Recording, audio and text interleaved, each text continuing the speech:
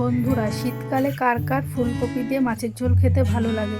তো চলো আজকে আমি বানিয়ে ফেলি। দেখো বন্ধুরা, রুই মাছটাকে আমি ভালো করে ধুয়ে নিয়েছি। এইবার এর মধ্যে 1 চামচ নুন আর 1 চামচ হলুদ দিয়ে ভালো করে মেখে রাখবো আমি 10 মিনিট।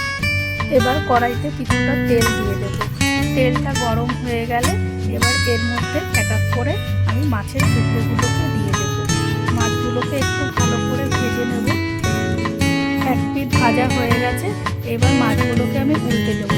তো দেখো মাছগুলো ভাজা হয়ে গেছে, এবার মাছগুলোকে আমি তুলে নেবো।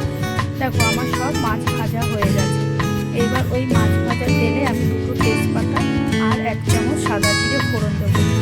এবার আলুগুলোকে দিয়ে আলুগুলো একটু ভেজে নেব।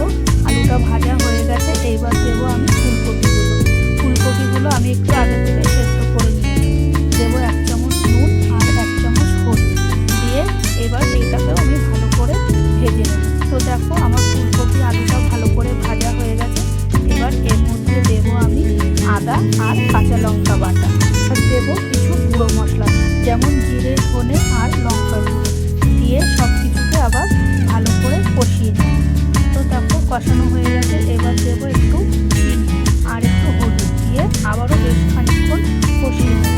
তো আমার কষানো হয়ে গেছে, এবার ভেজে রাখা মাছগুলোকে দিয়ে দেবো আর দেবো পরিমাণ মতো জল।